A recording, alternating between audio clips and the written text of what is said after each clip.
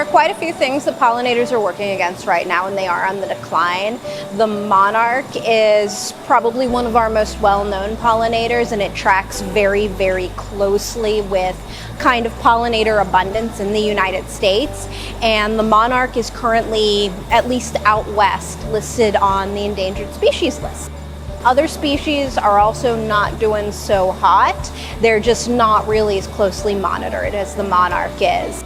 The big concern they're having is mostly habitat loss. There aren't enough roosting places. They're experiencing competition from honeybees that are being brought in from other parts of the world, and they're also suffering losses from pesticides and herbicides as well, because a lot of pollinators require plants in order to live, just like plants require them.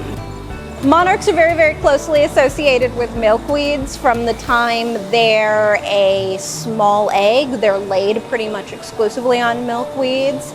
And monarchs will also eat milkweed as a caterpillar. They'll eat the leaves, and then as they become an adult, they'll use it as a nectar source as well. And when they reproduce, they lay their eggs on them as well.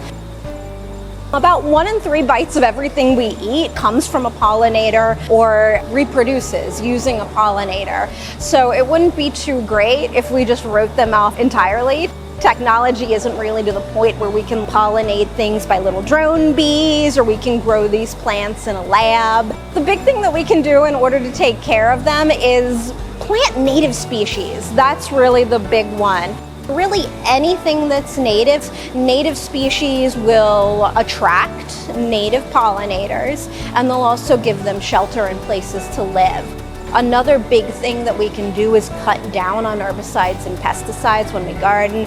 I know it may not be pretty to have those little C shapes in your leaves when you're gardening, but that's food for a caterpillar, and those caterpillars are going to make even more plants for you, and they're doing it for free. So I think we can maybe part with a little bit of pretty leaves, possibly.